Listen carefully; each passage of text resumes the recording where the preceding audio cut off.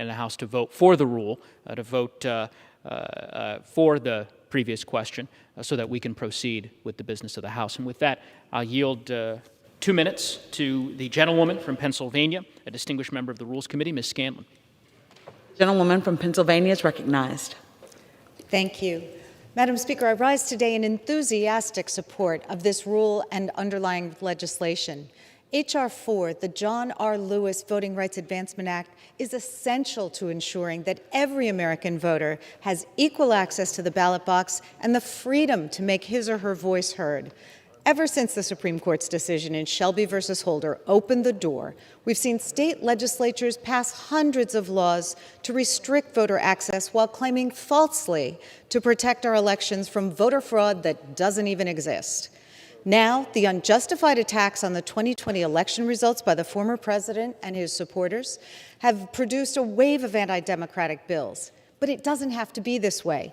In Shelby, the Supreme Court invited Congress to amend the Voting Rights Act to address its concerns. For 8 years, our Republican colleagues refused the court's invitation to reinvigorate the Voting Rights Act, while extremist politicians worked overtime to close polling locations, limit voting hours, purge voter rolls, and erect barriers to the ballot box. We can't continue down this path if we want America to remain a functional democracy. Congress needs to do its job. I urge all of my colleagues and all Americans to support this bill. I'd also like to speak briefly about the bipartisan infrastructure bill and the Build Back Better Act, which today's vote will move forward. Together, they are the key to helping Americans and American businesses succeed in the 21st century. Our country is facing multiple interconnected crises: the COVID pandemic, a deeply unequal economy, long-neglected infrastructure needs, underfunded public services that often fail to serve those most in need, and climate disasters that are impacting our communities more often. The Build Back Better agenda is simple: make major investments in physical infrastructure and working families to create a fairer, more productive, and sustainable economy.